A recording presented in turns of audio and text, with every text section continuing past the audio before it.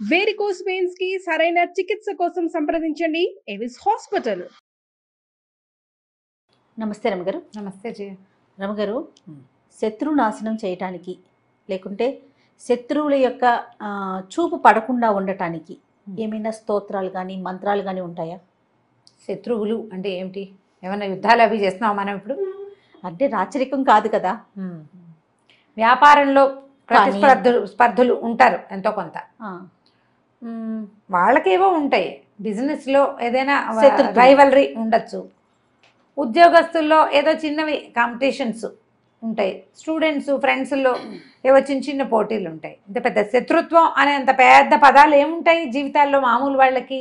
కానీ అనుకుంటాం, కానీ చాలా మందికి ఉంటారు రమ్మగారు, చుట్టుపక్కల వాళ్ళని, ఎదిరింటోళ్ళు, పక్కింటోళ్ళు, చదువుకునేటప్పుడు నా శత్రువు అని ఫీల్ అయిపోయి ఎనిమిని చూసినట్టు చూసేవాళ్ళు ఉండరా? ఉంటారు. వాటితో సార్ట్ అవుట్ చేసుకోవాలి. దానికి శత్రునాశనానికి మంత్రాలు అవి తంత్రాలు ఏం చేస్తాం? సార్ట్ అవుట్ చేసుకోవాలి. గిలికజాలు పెట్టుకుని మనం దాని పెంచి చేసుకుని చిన్న చిన్న వాటి మనమే 90% శత్రుత్వాలన్నీ కూడా చిన్న ఇచ్చిపుచ్చుకునే ధోరణి లేక మొదలవుతాయి జయ. ఇప్పుడు ఎదురిళ్లలో ఎవరైనా ఒకటి ఇచ్చిపుచ్చుకునే ధోరణి ఉంటే ఎక్స్ప్లాయిట్ చేసేవాళ్ళు కొంతమంది. తర్వాత అవతల వాళ్ళలో ఏదైనా లూప్ హోల్ కనపడితే మనం వెతికే ధోరణి, దాన్ని పెంచి పోషించడం, దాన్ని నలుగురికి చెప్పడం, అక్కర్లేని మాటలు మాట్లాడటం. వాళ్ళు ఏదైనా తగాదా పడుతుంటే వెళ్ళి వింటాం, కింద వాళ్ళకో పక్క వాళ్ళకో ఇంకోళ్ళకో చెప్తూ ఉంటాం. మనమే తీరి కూర్చుని తెచ్చుకుంటాం కదా. చిన్న చిన్న గొడవలతో మొదలైతే చివరికి పెద్ద పెద్ద పోలీస్ స్టేషన్ల దాకా వెళ్తారు. మొదటే ఎందుకు సార్టెడ్గా సార్ట్ అవుట్ చేసుకుంటూ ఎందుకుండ్రో అర్థం కాదు. చివరికి శత్రుత్వం మాదే కరెక్ట్, మేమే కరెక్ట్ అని ఆలోచన ఉంటుంది కదా రమ్మగారు. మేమే కరెక్ట్ కాదు, ఎదుటి వాళ్ళు ఎప్పుడూ తప్పే. అంతే పిచ్చి ధోరణులు జయ. అస్సలు తగ్గరు, ఆలోచనే రాదు. ఇప్పుడు శత్రుత్వం అనేంత పెద్ద పదం వాడుకోకర్లేదు, కానీ అకారణంగా కొంతమందితోటి శత్రుత్వాలు ఏర్పడతాయి మన ప్రమేయం లేకుండా. ఇవి ఇప్పుడు మనం చేసుకునేవి. మనమే ఫ్రెండ్స్ తోటి చిన్న చిన్న తగాదాలు పడ్డం, మనమే అబద్ధాలు చెప్పడం, వాళ్ళ గురించి వేరే వాళ్ళకి చెడుగా చెప్పేసేయటం, అవన్నీ బయటపడ్డాక మనకు పోట్లాట రావటం శత్రుత్వం. ఫ్రెండ్కి అప్పు ఇవ్వటం, వాడు అప్పు తీర్చుకుంటా ఎగ్గొట్టడం, మనం 2 సార్లు అడగటం, అడగగానే శత్రుత్వం. పిల్లలు ఇద్దరు కొట్టుకుంటారు, తల్లులు శత్రువులు అయిపోతారు, పిల్లలు కలుసుకుంటారు. ఆఫీసుల్లో ప్రమోషన్ వస్తుంది అనుకుంటే వీళ్ళకి రాకుండా పక్కవాడు ఎవరికో వస్తుంది, అప్పుడు కాస్త దుగ్ధ. ఇద్దరు కలిసి పనిచేస్తారు, క్రెడిట్ ఒకటి తీసుకుంటాడు, అప్పుడు శత్రుత్వం కదా. ఇవన్నీ మనలో ఉన్నటువంటి లోపాలు. వాటిని మనం అధిగమించలేక ఇతరులని శత్రువులను చేసేసుకుని ఆ శత్రుబాధలు పోవడానికి ఏదైనా చేయాలనుకుంటాం. మనం కాదు మారవలసింది, మనం కదా మారాలి. మనం మారితే బాగుంటుంది. కాదు అయినా కూడా మాకేవో ఇబ్బంది, ప్రమేయం లేకుండానే శత్రుత్వం ఉంటుంది కొన్ని చోట్ల. అకారణంగా రోడ్డు మీద చిన్న విషయానికి తగాదా మొదలయ్యేది పెద్ద వ్యవహారం చుట్టుకుంటుంది. ఒక్కొక్కసారి అట్లా అవుతుంది. మనకి జాతకంలో ఏమైనా సమస్యలు ఉన్నప్పుడు. తర్వాత ఇంకొకటి జరుగుతుంది రమ్మగారు, మన ఫ్యామిలీ మెంబర్స్ వల్ల మనకి కూడా వాళ్ళు శత్రువులు అయిపోతారు. అక్కడ మనము శత్రుత్వం కాదు, మనకి వాళ్ళకి ఏమి డైరెక్ట్ గా ఏమి ప్రాబ్లం ఉండదు. ఇంట్లో ఎవరో ఏదో చేసిన దాని వల్ల వాళ్ళతో మనకున్న రిలేషన్ దెబ్బతింటదండి. అలా అవుతాయి. అట్లా కేవలం ఫ్యామిలీ ఒకటవటం వలన అదే అలాగూ వస్తాయి. అట్లాగే వస్తాయి పెళ్లి సంబంధాల వల్ల. ఈ సంబంధం చూస్తారు, పెళ్లి చేసుకుందాం అనుకుంటారు, వీళ్ళు చుట్టాలే, తీరవాడు ఈ పిల్లని చేసుకొని ఇంకో పిల్లని చేసుకుంటానంటాడు, వీళ్ళు శత్రువులు అయిపోతారు. లేదా ఆ పిల్ల వీడిని చేసుకొని అంటుంది. చుట్టాల్లో సంబంధాలు కుదుర్చుకుంటే అదో గోలగా ఉంటుంది కదా. లేకపోతే సంబంధం కుదిర్చిన వాళ్ళు శత్రువు అవుతారు, వీళ్ళు పోట్లాడుకుంటే సంబంధం కుదిర్చిన వాళ్ళు శత్రువులు అయిపోతారు. ఇలాంటివి వస్తాయి జీవితాల్లో. అందరి జీవితాల్లో ఎవరో ఒకళ్ళు ఎక్కడో చోట ఇలాగ తారసపడుతూనే ఉంటారు. ఇవన్నీ మనం సార్ట్ అవుట్ చేసుకోవచ్చు, లెట్ గో చెయ్యొచ్చు. వీటిని సాధ్యమా రమ్మగారు? ఏం చేస్తాను జయ చెప్పు? సాధ్యం కాదు. ఏమిటి చేస్తావు? నీకు సాధ్యం కాకపోయినా రాత్రి అవుతుంది, తెల్లారుతుంది, రోజు గడిచిపోతుంది. వదిలేయటమే అనుకుంటాను నేనైతే. అదే లెట్ గో, వదిలేయటమే. సార్ట్ అవుట్ చేయలేమనుకో, వదిలేయి. అదే లెట్ గో చేయటం. మనం ఎంత ప్రయత్నం చేస్తున్నా ఎదుటి వారి వైపు నుంచి రాకపోతుంది అనుకోండి, ప్రయత్నం చేయటం కరెక్ట్ కాదు కదా. శుద్ధ వేస్ట్, వాళ్ళని వదిలేయటమే. అందుకే లెట్ గో, పో, నీ సావు నువ్వు సావు, నా దారిని నేను పోతా అని మన దారిని మనం ఉండటం. ఎక్కడ ప్రపంచం ఆగదు కదా అనిపిస్తుంది. ఎక్కడ ఆగదు. రాత్రి అవుతుంది, తెల్లారుతుంది, మామూలుగానే అయిపోతుంది. కాకపోతే మనకి తరచుగా ఇట్లా అకారణంగా పెద్దగా మన ప్రమేయం ఎక్కువ లేకుండా అంటే నీ ప్రమేయం ఉండి పోట్లాట వస్తే కాదు నేను చెప్పేది.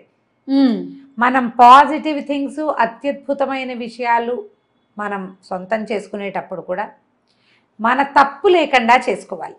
మనదే తప్పు లేకుండా, మన ప్రమేయం లేకుండా, మనం సరిగ్గా ఉండి కూడా మనకి ఇతరులతోటి సమస్యలు వస్తూ ఉంటాయి. సుదర్శన మంత్రాన్ని ఆవాహన చేసి పెట్టుకోవాలి. ఆవాహన చేయాలంటే ఆవాహన పెద్ద మాట వాడుతున్నా అది కాదు. సుదర్శన మంత్రాన్ని అనుసంధానం చేసి పెట్టుకోవాలి, చదువుకోవాలి. సుదర్శనం చాలా కాపాడుతుంది. అది స్వామివారి సుదర్శన చక్రం చక్రాయుధం. ఓకే. ఈ చక్రాయుధానికి ప్రత్యేకంగా దేవాలయాలు అవి మనకేం కనపడవు. అవునవును. కొన్ని చోట్ల దేవాలయంలో సుదర్శన నరసింహస్వామి, ఒకవైపు సుదర్శనమూర్తి, రెండో వైపు నరసింహమూర్తి ఉన్న ప్రతిమలు కనిపిస్తాయి మనకు అక్కడక్కడ. స్వామివారి దేవస్థానాల్లో సుదర్శన చక్రతాళ్ వారు మనకి లోపల దర్శనమిస్తాడు. సుదర్శన చక్రం ఉంది ఇక్కడ ఈ దేవాలయంలో. బ్రహ్మోత్సవాలప్పుడు చక్రస్నానం చేయిస్తారు. ఆ సుదర్శన చక్రాయుధాన్ని మన ఆ మంత్రాలు, ఆ శ్లోకాలని మంత్రంగా తీసుకోవద్దు, శ్లోకాలని అనుసంధానం చేసి పెట్టుకుంటే మనకి ధైర్యంగా ఉంటుంది. ఆయన మనకి వెన్నుతోడుగా ఉంటాడు. భగవంతుడిని మనం విష్ణుమూర్తికి సంబంధించిన స్తోత్రాలు చదువుకుంటాం, కానీ దాంతోపాటుగా ఇలా కనుక సుదర్శన షట్కం, సుదర్శన పంచరత్నాలు, సుదర్శన పంచకం కూడా ఉంది, 5 శ్లోకాలు. షట్కం అని 6 శ్లోకాలు ఉన్నాయి. సుదర్శన కవచం, ఇవి చాలా ఎక్సలెంట్గా ఉంటాయి. మంచి టఫ్గా కూడా ఉంటాయి శ్లోకాలు. ఎవరితోటైనా చెప్పించుకుని చదువుకోండి. మీరే స్వయంగా చదువుకోగలిగి కొంచెం 4 సంస్కృత ముక్కలతో నోరు తిరుగుతుందంటే నిదానంగా తప్పులు లేకుండా నేర్చుకుని రోజువారీ చదువుకోండి. ఇతరులతో శత్రుత్వాలు రాకుండా ఉంటాయి. దీంతోపాటు నేను మామూలుగా మేము రెగ్యులర్గా చేసే పంచాయుధ స్తోత్రం, విష్ణు పంచాయుధాలు. స్వామివారికి 5 ఆయుధాలు ఉన్నాయి. మామూలుగా మనకి ఏం కనపడతాయి, శంఖచక్రాలు పట్టుకుని కనిపిస్తాడు. అవును కదా. ఇప్పుడు చక్రం ఆయుధం, ప్రయోగంగా పనిచేస్తుంది. అది శంఖం ఆయుధం కాదు, కానీ యుద్ధ సన్నద్ధిని సూచించే సాధనం. శంఖ చక్రాలతోటే హరి కనపడతాడు మనకి. వీటితో పాటు అయ్యవారు పట్టుకునేది గద ఒకటి కనిపిస్తుంది. శంఖచక్ర గదా పద్మహస్తుడుగా కనిపిస్తాడు స్వామి. పైన 2 ఊర్ధ్వహస్తాలలో శంఖచక్రాలు ఉండి కింద గదా పద్మము పట్టుకుని ఉంటాడు. సాత్విక స్వరూపుడు. ఇది కూడా ప్రయోగ భంగిమలో ఉండదు. చక్రం స్థిమితంగా ఉంటుంది. పద్మం పట్టుకున్నాడంటే స్థిమితంగా నువ్వేదో చెప్పుకో నేను వింటాను అని చెప్తాడు. అయితే స్వామికి ఇంకో 2 ఆయుధాలు ఉన్నాయి. ఖడ్గము, నందకం దాని పేరు. తర్వాత శార్ంగం అనే ఒక విల్లు, శార్ంగాయుధపాణి అని చెప్తారు స్వామిని. విష్ణు సహస్రనామాల్లో శంఖీ చక్రీ చ నందకి వినపడుతుంది. అవును. వనమాలి గదీశార్ంగి శంఖీ చక్రీ చ నందకి శ్రీమాన్నారాయణు విష్ణుర్వాసుదేవోభిరక్షతు. వాసుదేవుడనే పేరుతోటి ఉన్నటువంటి విష్ణు స్వరూపం నన్ను రక్షించుగాక. వనమాలి గది శార్ంగి, ఆయన పైగా ఒట్టిగా శంఖచక్రాలు పుచ్చుకుని లేడు, వనమాల కూడా వేసుకుని ఉన్నాడు. ఆ యుద్ధ స్వరూపంలో ఆయుధాలు ధరించి వనమాలని కూడా ధరించి ఉన్నాడు ఆయన. సాత్విక రూపుడు. నువ్వు అడిగితే వింటాడు, ఎవరి మీదకో దూకడు. నువ్వు అడిగితే వింటాడు, నువ్వు అడిగిన చోటికి వెళ్తాడు, నీకు ఎక్కడ కావాలో అక్కడ సవిస్తాడు.